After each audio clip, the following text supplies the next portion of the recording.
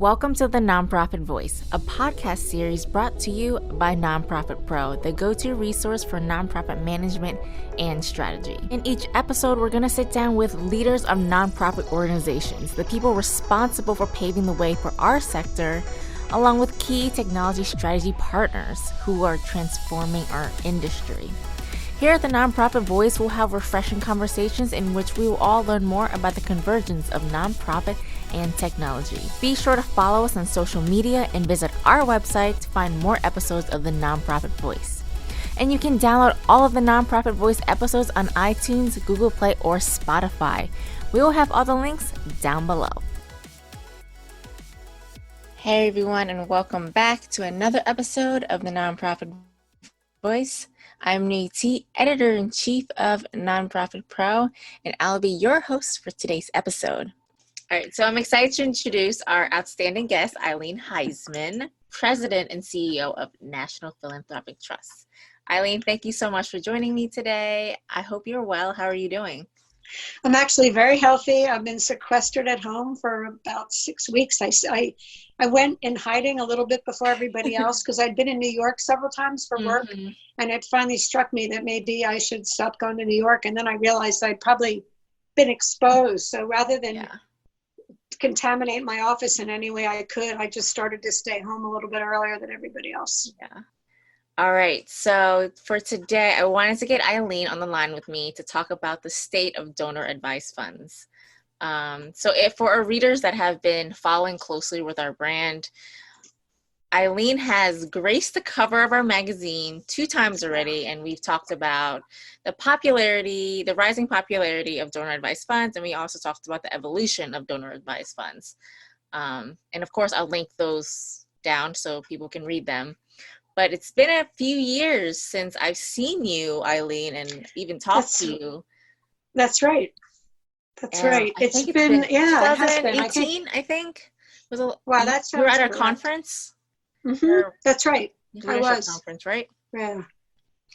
No, it's a good question. I mean, donor advised funds have continued for almost double-digit growth for the last, 5 years. I was just looking at some stats. I mean, grant dollars have almost doubled. I mean, I have some hard data till 2018. The 2019 report hasn't come out yet. But in 2014, there was $12.3 billion in grants. And in 2018, there was 23.4. So from 12 to 23, like almost double. So, I mean, it's a testament to their ease. It's a testament to people liking to be formal philanthropists. The online nature of how DAFs are created and grants are recommended. Think about I don't know, Google Wallet or Venmo or something. It's not quite that easy, but it's pretty close. And so, think about how easy it is to do philanthropy when you can do it on your phone. And it's not just millennials that are doing that. I mean, I'm not a millennial and I do it on my phone. So all of a sudden you can become a formal philanthropist. Not all of a sudden. I mean, you have to acquire the assets somehow and create a donor advised fund. But, you can do your philanthropy in your back pocket with you all the time. And so I think people, especially when they've had bonuses in good years, or there's been an inheritance or some kind of capital event in their life, they can put money away in these donor advised funds for 4 or 5 years of giving. And it's really convenient. And I don't know. I know that there's critics, and I've heard them speak and I've read their commentary. But I think that the fact that we're giving away 20% a year and without an overhead, and that private foundations give out 20% a year that includes they give out 5% that includes overhead. So essentially, private foundations are giving out about 4%. We're giving out 20% that doesn't include it. So that all that money is going to operating entities out there that are making the world a better place. I kind of don't understand why we're the object of such anger a lot. And so, and I mean, I understand what people say, but I do think that we are moving lots and lots of money, and people don't think of their accounts with us as endowments. They're not treated like endowments. They're treated like they're going to be spent out in people's lifetimes. There are a handful of people that treat it like endowments. So once this money comes in, it's not like it's going to be there forever. I think the reason the corpus grows so much is because so many new people are using them. Yeah. And I think that's great. I mean, I've always, since I've entered my role at NonProfit Pro, I've been so interested in the idea of donor advised funds. I think they're a great way for people to give who aren't millionaires and billionaires, but still want to like help organizations do good. But before we kind of dive in to all the great stuff about donor advised funds, I want Sure. to talk about you and for our audience to learn more about you. Sure. So tell us your journey, your background, and how you found yourself here. It's interesting for me to think about it. So, as a young girl and as somebody who had very socially conscious parents, so my father was really interested in politics and anthropology, though he was an eye doctor. He really didn't want to be an eye doctor. He was really interested in sort of the human spirit and the human condition and how different cultures embrace similar things differently. And he was very celebratory of people that are born in different places and spoke different languages. I mean, it's so amazing. I thought everybody's dad was like that. And my mother was a nurse, a psychiatric nurse, but she also did a ton of community service. She was really involved in the League of Women Voters. She was a public health nurse and helped distributed the Salk vaccine when I was a little girl, and actually helped her, which really, really fast forwards to today. I just got a chill because I helped her put the vaccine in sugar cubes in these little cardboard cups that even now where they'll give you medicine in a hospital, not cardboard, they're just paper, these tiny little paper cups. And so she helped distribute the Salk vaccine. I think it was in 60 or 61 to help with polio. And she was also very much, she would put out literature for around voting a lot.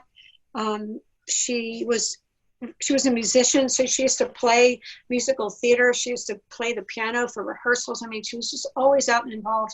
So between my dad really being interested in anthropology and cultures and people, and my mother, kind of carrying this other torch, the idea that I ended up being in the social sector is not that strange. No. And I always wanted to make the world a better place. I always thought about it. And I had two paths going on. One is that, and then I had this other path, which was I wanted to do something grand and big. Like I always had this feeling like I thought I was going to be a star on Broadway or something. Like I did. I studied dance for a long time. So about 27 years, I studied dance, all different kinds, mostly ballet at the beginning, but then a lot of modern. I did Spanish. I studied ballroom, really like to dance still.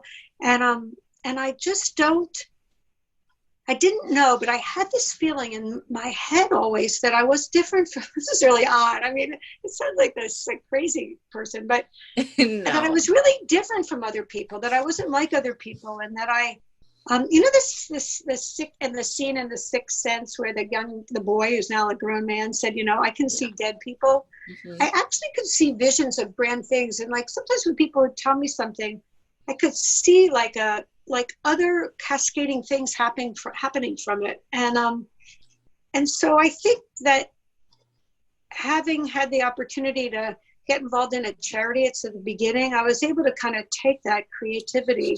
And I was very self-disciplined. I was an editor in my high school newspaper, and I studied dance, and I was very committed to, social justice. And I just liked being engaged with the world. And I was a really hard worker always. I always did my homework. I always met deadlines. I used to hand in papers early in college. People thought I was nuts then too.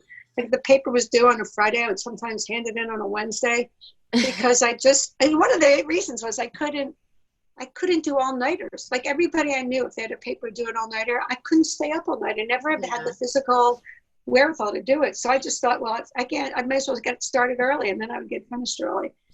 So I did that. I went to college. I graduated from Carnegie Mellon with a degree in psychology.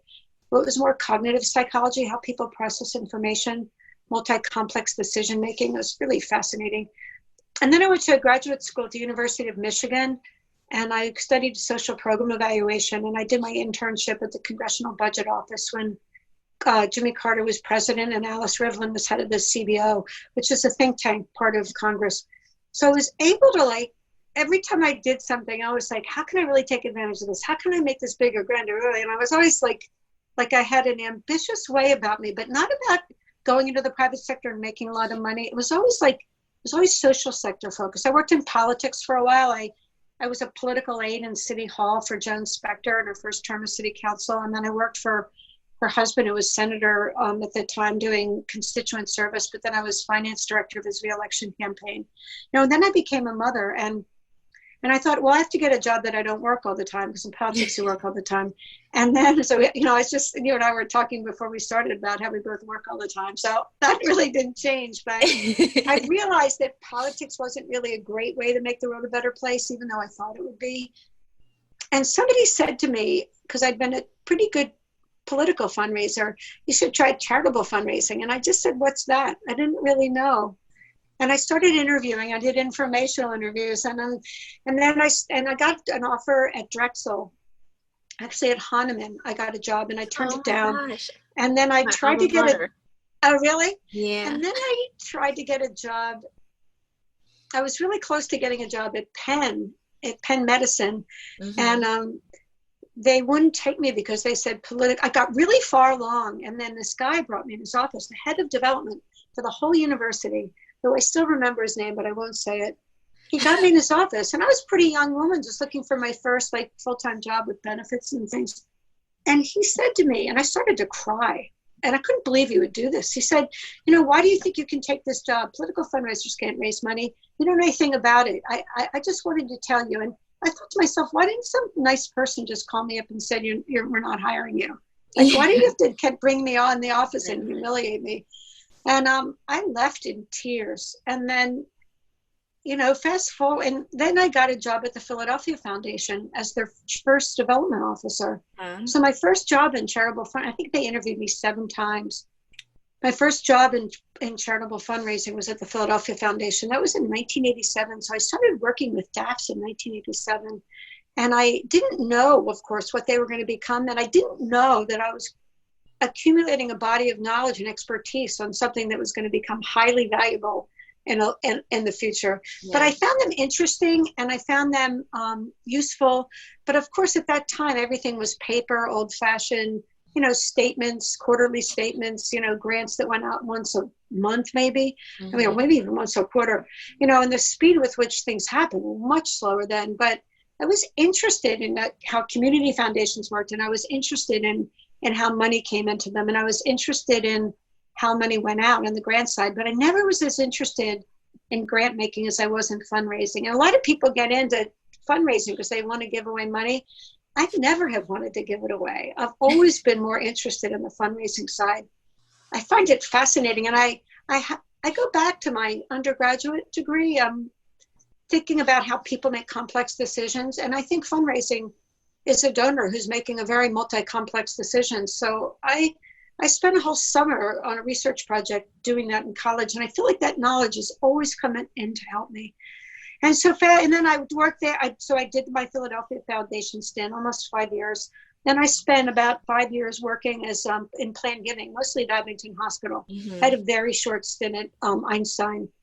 And very short. My shortest job I ever had, 6 months. It wasn't a good match for me. It was just interesting because I was born there, and my mother went to nursing school there. And when my mother went to nursing school during World War II in the 40s, women her age who were Jewish were not allowed to go to any other nursing school in Philadelphia. I didn't know that. Yeah, so there was this, and she was supposed to have gone to Penn, and she got her brother and sister. She went to West Philadelphia High School. Had both gone to Penn, and when they found out she was Jewish, they pulled the scholarship to Penn. And then she started applying to nursing schools, and Pennsylvania Hospital was closer to her house, and it was a great nursing school, and they wouldn't accept Jewish women. So she ended up going to Einstein, which was then called the Jewish Hospital. And she resented that her whole life. It was interesting.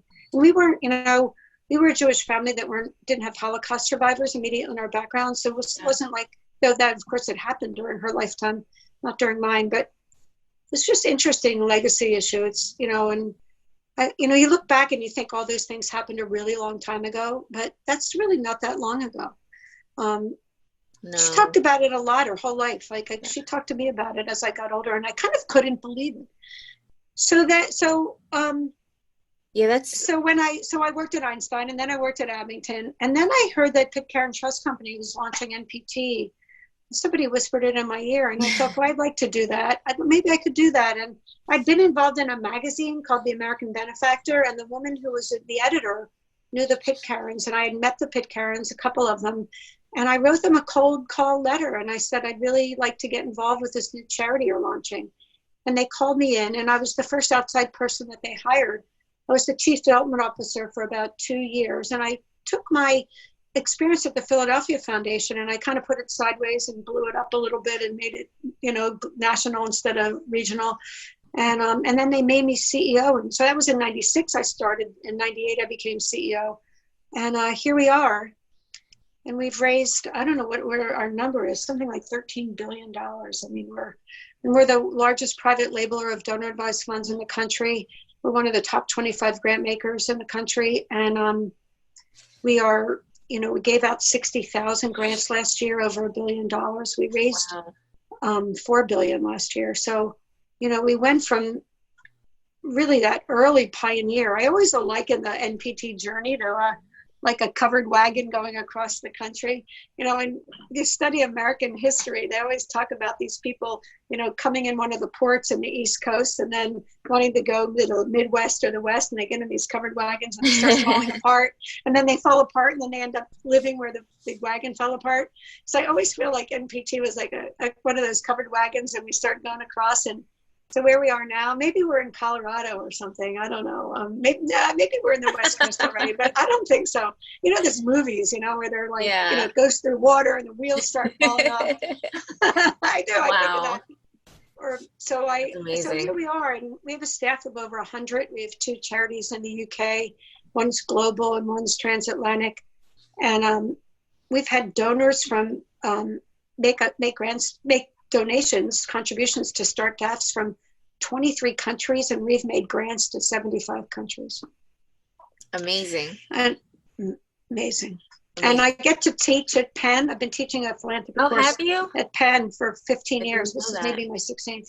Yeah. I cold called the dean, just like I cold called Pitcairn. I cold called the dean, and I said, I'm going to teach what I've learned. And it took him a while, and he didn't call me back, and then finally did. And then after 2 or 3 phone calls. So when I have an idea, I wouldn't call myself a pit bull, but I'm very focused and very disciplined. If somebody think it's good, I'm not sure I would have had the same energy in a for-profit. I don't know if I would have the same enthusiasm. Cool. So let's talk about, how have you seen donor advised funds evolve over the years? And I'm sure you have a lot to say about that. So my first donor advised fund was probably 88 or 89. Was the document to create it was like a trust agreement, and it was about 8 pages long, and it literally, look, anybody who's read a trust agreement or seen one, it's called the long form. I mean, it has the donor and the date, and then all this intention and disclaimer language and liability issues. I mean, it's a contract. It's like an 8-page contract. And donors would get it. And it was before there was computers like Microsoft Word. So I'd give them a copy of this document. And if they were really casual about it, they might just fill in the blanks that said, I, Eileen Heisman, and the date. And I just agreed all the terms and conditions. But most people would take it to their lawyer, and the lawyers had to re-key in the whole thing. Like there was no way to give them can you imagine that? And then they had to decide whether they liked all the terms and conditions. So I would the donor would say my first donor advised fund was $50,000. And I remembered it was a woman who lived on the main line. I was working in Center City. I met her for lunch, and she said she wanted to do it. So she gave us the money, and then, she sent the document to her lawyer, and her lawyer didn't like all the terms and conditions. So we negotiated them, and then it was a negotiation. So it wasn't like exact boilerplate. And then she gave us the money, and we opened it. And this is really interesting. This is the business side of DAFs or any philanthropy. She granted out all the money immediately, within the first quarter, she had granted out essentially all the money. So $50,000 came in and came out. And I don't know why she didn't give it directly to the charities. At that time, and even now, small charities don't know how to necessarily take appreciated securities. And one of the benefits of DAS is if you have $50,000 of appreciated securities, instead of calling 10 charities to give them $5,000 of Microsoft stock a piece, you give it to the DAF. We make it a single transaction, and then we write all the grant checks. So she didn't have to call the charities with all the wiring instructions and all those things. Yeah. And donors don't like to do that stuff. Right. So the money had gone in and out before we got to the end of the quarter. So at the end of the quarter, I went into the person who was working with me at the time, and they didn't have any donor advised funds at TPF at the time. I'm sure I closed the first one. And the person who was the financial person, she wasn't even a financial officer. She was more like a bookkeeper. I said to her, how are we going to fee this? And she said, well, we take the balance at the end of each quarter and we calculate a fee based on that.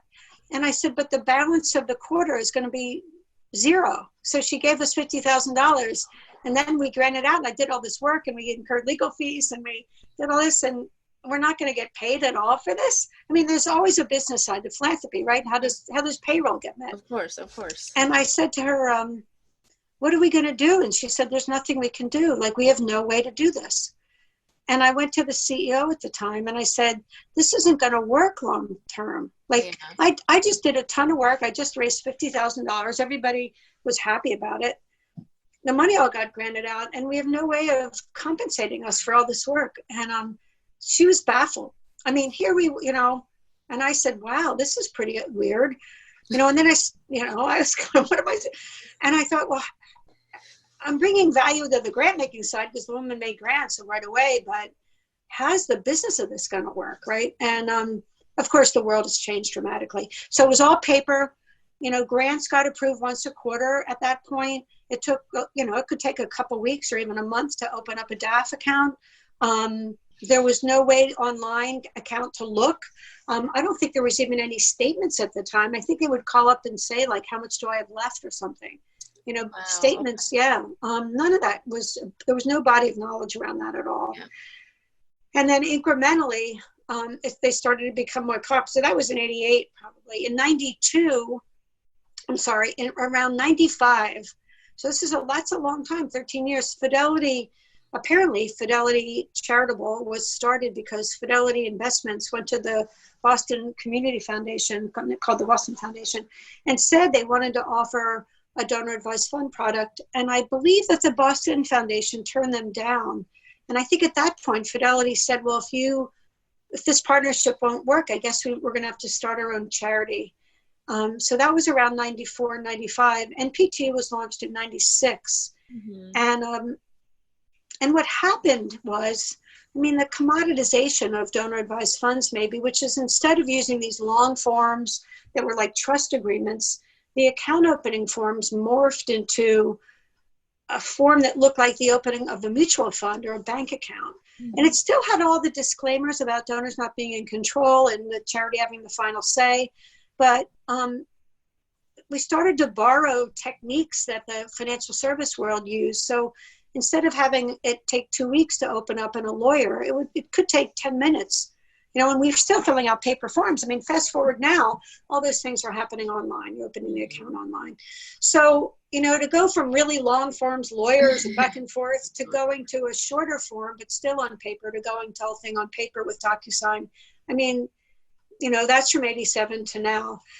Pushing the money out into the DAF, that's, DTC, Depository Trust Company, which is a centralized repository for how stock moves in the country. That's very similar in a way, but it's much more electronic and it's much more visual. You can look online.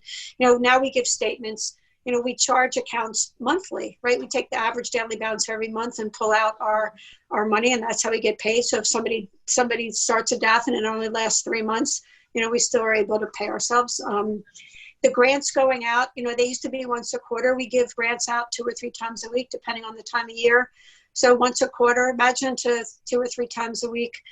We have statements. You can look at them online. You can look at your balance online. You can use GuideStar. You can use Network, Charity Navigator. I mean, you have all these tools to look and find out about charities. You can Google your favorite charities and see if there's been good news or bad news about them. Now. Yeah. So the speed with which you can open a donor advised fund and the speed with which you can get information about what's going on in the charitable sector and Google anything you want and look at GuideStar. I mean, the access to information is so fast. When I started in 87, if you wanted a 990, you would write to the charity, literally write them a letter and say, I would like a copy of your 990. And you would usually get it within 6 months.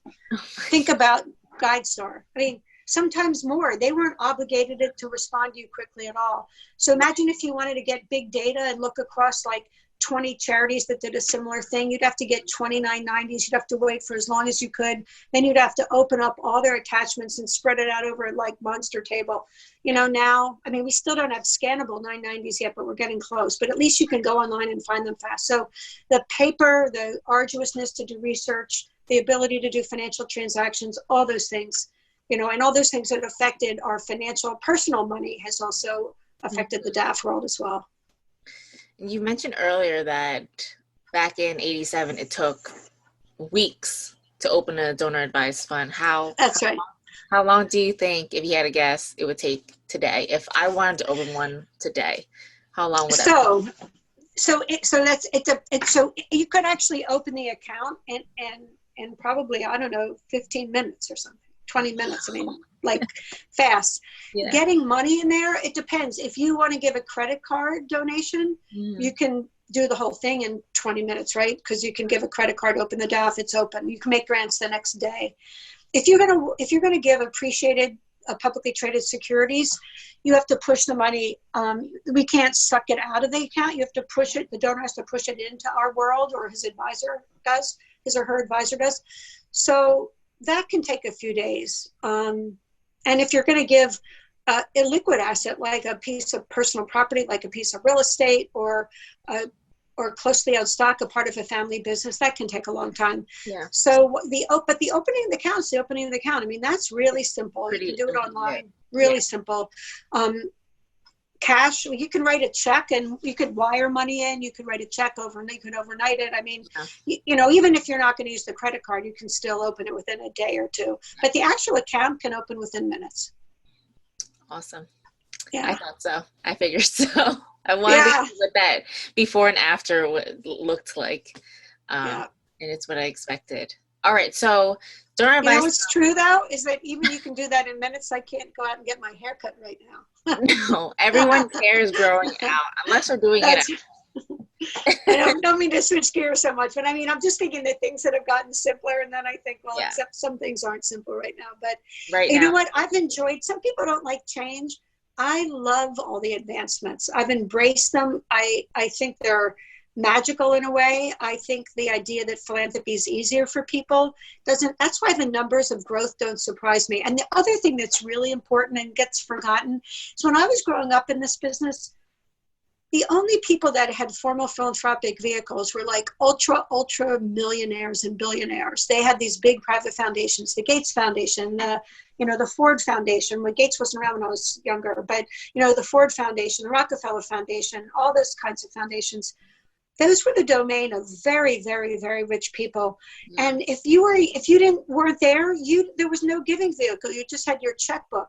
So the DAF, the Donor Advised Fund, has given the ability for the middle class and the upper middle class to have a formal giving vehicle that has a name and it's separate from them. It's housed somewhere that helps you, keep track of it and do those things. And there's something, I think people wanted that, but there was no tool to get there. And now we have one.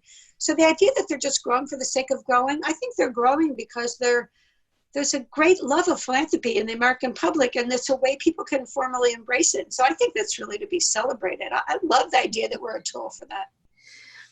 And on that topic, looking at today's landscape with COVID-19 and the economic crisis, what's the role of that? What role do DAFs play in today's economy?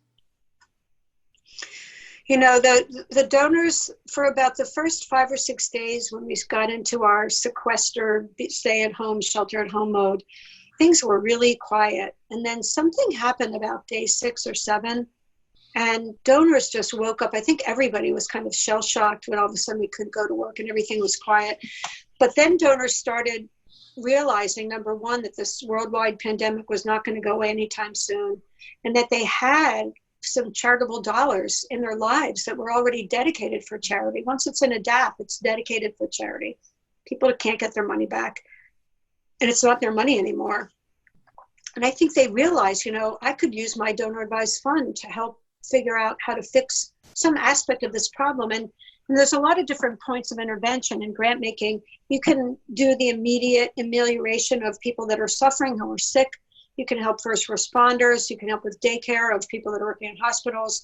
You can help with the medical research. You can help with the recovery of the charitable sector, or getting payroll met for charities, your favorite charities, who's having revenue issues. So I think what our donors started doing is collect information, but they started making grants right away. I mean, we've had our busiest March ever in the history of NPT, and April's looking really, really robust too. So people are not sitting on the sidelines. Donor advised donors are not sitting on the sidelines. They're really actively making grants. And I think all the national programs are all reporting similar kinds of activity. So I think you're going to see our 20% number that has been true in under normal circumstances really largely increase. I mean, when the data comes out for what happened during this calendar year or this fiscal year, I think you're going to see that the donor advised donors really stepped it up very quickly. And it's interesting when you look at the private foundation patterns of giving, and there was this whole group of private foundations that got together originally and signed this pact, and now it's cascaded down to a lot of private foundations about how they want to loosen the restrictions. They want to not have as many reporting requirements. They wanted to encourage, for the charities to have more flexibility in looking at COVID in their own communities. So private foundations that often had a lot of maybe more restrictive rules about how the grantees had to behave with the money that they were getting, all of a sudden we're loosening it around the COVID restrictions. And the thing that's true about donor advised funds is they're not like that mostly. We probably do 50 grant agreements a year that give more structure to the grants, but most donors are giving to a program or a field of interest inside the charity, but our donors don't wrap a lot of restrictions. They might be in honor of memory of somebody, but it's not like they're saying you can only use this for this. So donor advised fund donors have been kind of what I'd say more liberal in their grant making than the private foundations. So I see the private foundations kind of drifting over to how our donors have been looking at grants for a long time. So I think for the charities, it's a great opportunity to figure out, what do I need to do? And for the donors, it's like, how can I help both people that are getting affected by COVID, but how can I help other charities? All the money's not going to COVID, but it's going to charities that are struggling. And we're attributing that money to COVID as well. We think that the money that's not going to COVID is still COVID motivated, and the charities are struggling. And this is not a Darwinian moment for charities. This is not survival of the fittest. Some of your favorite organizations need to be around 2 years from now, and we need to find ways to get them to survive. And donors are investing in arts organizations and all different kinds of things because they don't want them to die on the vine as we're waiting for this recovery. I just saw before I got here, by the time this gets broadcast, it'll probably be old news, but I just saw before I got on there that it's here to talk to you, that J.Crew is going into bankruptcy. Wow, I did not hear that yet. Because of COVID? And so, or were they already? Yeah. Wow. Okay. I don't think they were in trouble. I mean, I'm not an expert on J.Crew, but if you think of operating capital and how most charities might have 30 or 60 days at the most, maybe some charities not much. How long can they survive without the help of donors? I mean, it's a real call to action. So I think our donors picked up on that really quickly. Yeah. And also the ease with which they can make the grants. Most donors, once they make their first 10 or 20 grants, they keep them. We keep them in a kind of record connected to their names. So if you have your 20 favorite organizations and you open up your donor advised fund account and you say you're making a grant, you open it up and they're the grants that you've made, organizations you've made to, all ready to go. So those are already in there with all their address in there and how to get it. So often, donors have their favorite entities. So we try to make it as easy as possible. But if somebody wants to give us something new, that's great too. And people have been doing both. They've been going to the same old, and they've been looking at, these COVID-related entities. A lot of community foundations around the country are having COVID funds for all different kinds of emergencies, and we've seen a lot of donors get into those, and we've really encouraged that. Yeah, strongly encouraged it. So 2 questions. With the data that's coming in from March until now, is this gonna make it into the next DAF report? Let's see. It's this fiscal year. So trying to think. The next staff report, I think, will be the data. Hold on, I'm just trying to think. Our next staff report's coming out in November. No, so this fiscal year, we should be capturing it in the next staff report. Awesome. We should be capturing this, because it'll go from last June to this June, because our DAF report comes out in November. Yep. Okay. Now, not all fiscal years line up. So some charities have March and March 30th, some June 30th, some are on calendars. So we have to pick a point in time and take that slice and capture that. And then for charities that don't fit into that, we actually, if you notice, every year we'll do a little bit of correction, and because then we get the real data, we'll fill it back up in. So we actually interpolate a very tiny slice of data every year. And then when we finally get the real data, we update it with real data. But it's the 1,000 charities are surveyed. They're the top providers of donor advised funds in the country. It includes all the national donor advised funds. It includes all the religiously sponsored donor advised funds. It includes all the community foundations. And it includes what we call single issue charities, like Harvard has a donor advised fund, Penn has a donor advised fund. We call them single issue charities that happen to have a DAF as part of their fundraising strategy. So it's the top 1,000. So it's probably the majority. And there's now a new trend we've seen with workplace staff. So instead of money getting taken out of your paycheck and being put into a United Way kind of contribution, we see that it's getting put into a very small donor advised fund. So that's going to be a changing use of DAFs going forward. And also what we call micro DAFs or digital DAFs, which is DAFs that are with very small amounts of money where they go in and out very quickly. Awesome. And so I'm curious, for nonprofits, do nonprofits have to sign up with an organization that gives out donor advised funds, or are they automatically? Well, they're automatically eligible. So what you have to do is you have to keep your 990. You have to maintain your charitable tax status.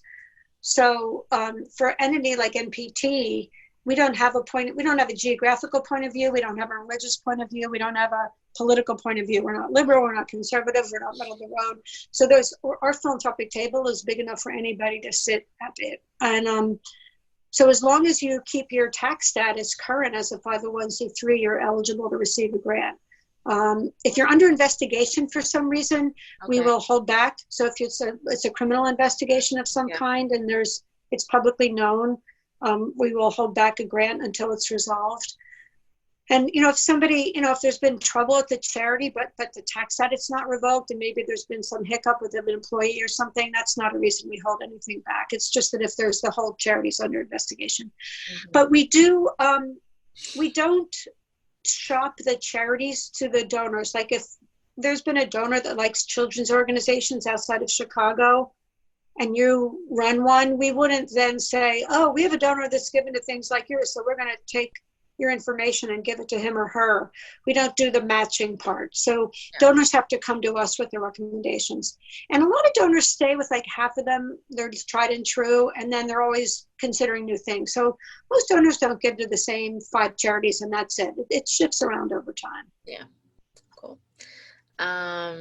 So what are some, so nonprofits should encourage donors to, sign up for donor advised funds and give through them. What are some strategies that they could use to do so? So one of the things we try to do to be helpful to the donors and to the charities, and we see them as our partners really, if you don't have a strong planned giving department and you have a donor that wants to give an illiquid asset, like we took a lot of digital currency in the last few years, a lot. And you're a charity that has a donor that wants to do that, but you feel like it's too risky and your board doesn't want you and you don't even know how to take it, and it's actually fairly complex.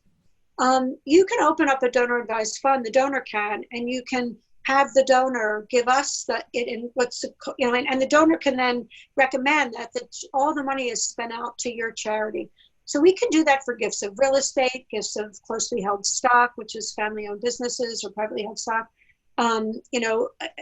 private equity assets that they might own or partnerships. So there's a way in which we've partnered with charities where the donor wanted to give an illiquid asset, the charity didn't know how to take it. So we become the intermediary, takes it, liquidates it, and then it becomes a liquid asset for the charity to use for their operating budget or their endowment. And that's worked out really well. The other thing that has happened, and the charities, I don't know if they like this, they don't like this. Sometimes a donor wants to give a large amount to a small charity, and they're worried about giving a really big amount. Maybe they want to be a key donor to a capital campaign. So instead of giving their entire amount to the charity, maybe the donor wants their whole tax deduction that year. They'll give us the chunk, and then they'll time the grants out for a capital campaign or some kind of campaign. And so we have a grant agreement between us, the NPT, and the charity. And it is $100 million. That's a lot of money. $10 million over 5 years. We will actually sign an agreement with the recipient charity, and it'll be something they can put on their books, right? And so we become the donor instead of the donor. The donor is giving us the money, but we've done that, and I think it's a way that donors are more comfortable with letting the money go in, because at really small charities sometimes, I think they dream that wish they had a lot of money. But if you have a big gift at some point, sometimes it's a lot of responsibility to hold, manage, invest. And so we become like an intermediary partner between the donor and the smaller recipient charity.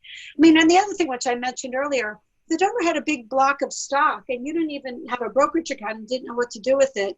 And they wanted to give to 10 small charities. And if you tried to call 10 charities and get 10 sets of wiring instructions and then get a proper receipt for all that, and then have your broker wire it 10 times to 10 different, DTC instruction, you should see the numbers. It's probably 15 numbers linked together. That's a real pain in the neck. But if you think of a DAF, they give us the Appreciate Securities. It's one gift. And then the 15 charities get it from there. That's a pretty efficient way to use appreciated stock. So we try to encourage donors to see us as their partner. And when they get there, and I think they appreciate it. I think donors, interestingly, we get accused sometimes of blocking donors, but 98% of our grant checks that went out last year, we gave out 60,000 grants, had the donor's name on them. So the charities know who these donors are. Mm-hmm. They know it. So when people say, well, they don't know, they do know. What is different is that on the 990s that we put out, so our tax filing has all of our grants listed, right? It has every single grant, and it doesn't have our donors listed, and you can't match up which donor gave to that charity, right? And I think that's what's frustrating for charities sometimes, is they see we've given to, arts organizations in urban areas, but they don't know which donor it is, and they wish and hope that they could get to figure it out. So I think that's a point of frustration. But when a nonprofit receives a gift, they have the donor's contact information and everything, so they could no, they don't. So they don't have the donor's contact information. But if the person's name is John or Mary Smith, it might be hard. Most donors we know already have a pre-existing relationship. So when people it's about looking at your data. Yeah, look at your annual giving database. Look it up. My guess is that the person's already given before. Yeah. If it's a very, very common name, it would be hard. But if it's not a common name, I think most of these donors are not surprised first-time donors from their DAF that they're already involved. Yeah. Awesome. So we are just about out of time, but I have one more question for you that I love to ask. Yes. I know we've talked about a lot today and you gave a lot of insightful ideas, but what's one piece of advice you would give to nonprofits listening in today? Treat your DAF donors like all of your major gift donors. They happen to be having a donor advised fund, but you need to cultivate them and educate them and make the case with them for why they should be supporting your charity. We can't really make the case for you because we have all these constituencies and there's no way we can be an expert on your cause, but you are an expert on your cause. So if you want donors to give to you through DAFs, please be a really good storyteller of who you're helping and how you're helping them. Make the case in writing, make the case in video, whatever you need to do. And they will give you money, whether it's through their checkbook or through their DAF. Yeah. But we're not the case makers for you. You have to make it yourself. And I'm a fundraiser by training. And you can see when you're working with a donor, when the light bulb goes off about, I want to get involved with this charity. And there's nobody better to make the case for a charity than a volunteer or a very sophisticated fundraising staff person and how to do it. And there's no way we can do it for you. So they happen to be giving through a DAF, but you really need to get to that donor directly. Yeah, I love that. Great. So it's been such a pleasure having you on and connecting with you again. It's been way too long. It has been, and yeah, so it's too bad we had to go often and not wait 2 years. That's right, and maybe next time we talk, we won't all be sitting at home in our home offices. I know, and I don't think we're too far from each other, right? You're local. Mm-hmm. Yeah, I'm right outside of Philadelphia. The office is in Jenkintown. And my house is only about 1.5 miles from the office. I've had the great privilege. Oh, that's really nice. A very short commute for a long time, but I travel a lot. So when I'm not in the office, I'm pretty far away. But I think donor advised funds I don't like the phrase democratized philanthropy, but I think they've made formal philanthropic giving available to a huge range of people. And I think watch for workplace giving DAFs and digital DAFs, very small amounts. I think you're going to be seeing more and more of them. Both of them. Yeah, I really love the idea of that. Kind of like putting money into a 401k. Exactly. Yes. I love it. All right, great. Well, thank you again for hopping on. Thank you. Your expertise on donor advised funds. All right, let's be in touch. All right. With that, on behalf of NonProfit Pro, we'll see you in the next episode of the NonProfit Voice. Have a great day.